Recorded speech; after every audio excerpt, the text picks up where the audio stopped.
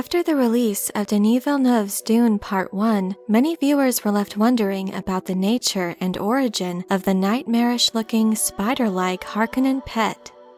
While this creature is entirely a creation of the new film, in this video I'd like to discuss how this fits into the lore of Frank Herbert's universe, what would support the existence of such a creature, as well as the biggest lore and story issues that arise with the implications of what this creature could be.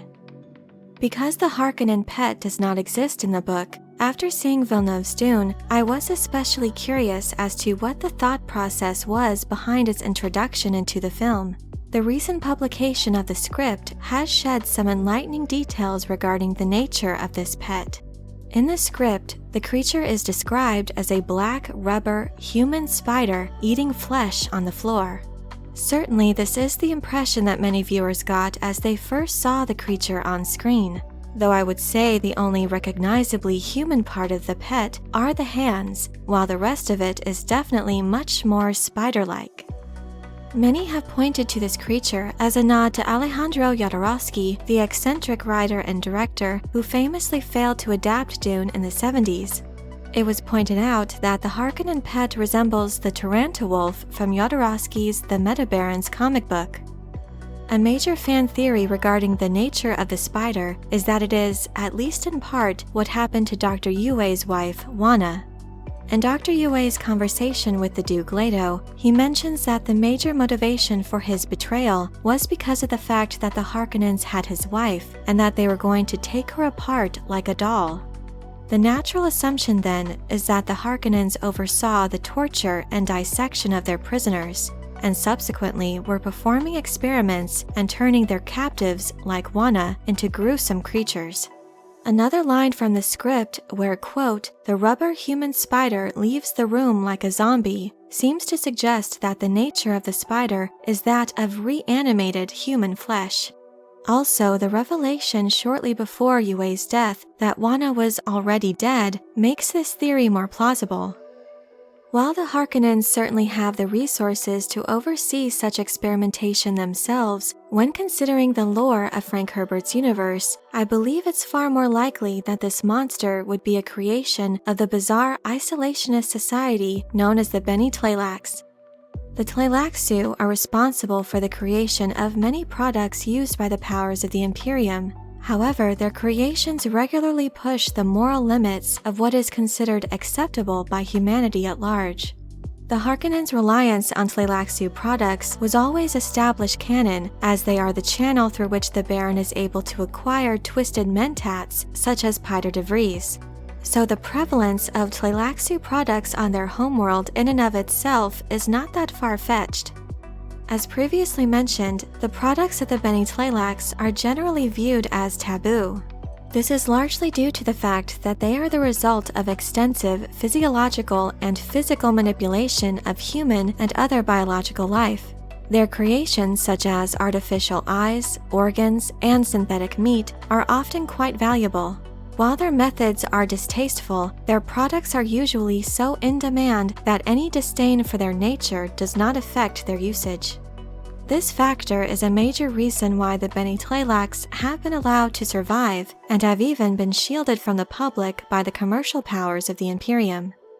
From a lore perspective, the biggest issue I see with the appearance of the rubber spider in the film is not the fact that the Harkonnens have it, but rather that they allowed it to be in the same room as the Reverend Mother. In the Dune saga, religious motivations are the biggest reason for much of what humanity has become some 20,000 years into the future. The official religion of the known universe is a belief system based on a book known as the Orange Catholic Bible. The supreme commandment of that book is, "Thou shalt not disfigure the soul." As such, any human experimentation, such as what was depicted in the film, would be viewed as abhorrent to any adherents to Orange Catholicism. While the Sisterhood of the Bene Gesserit claims not to be a religious institution, they are steeped in ritual mysticism and often utilize religious language and teachings. They hold deeply entrenched beliefs regarding the need to maintain and refine what makes one human.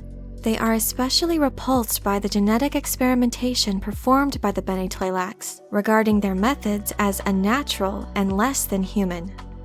So in my opinion, the fact that the Harkonnens allowed the Reverend Mother of the Bene Gesserit to enter the same room as this monstrosity really makes them look much more foolish than they ever were in the book.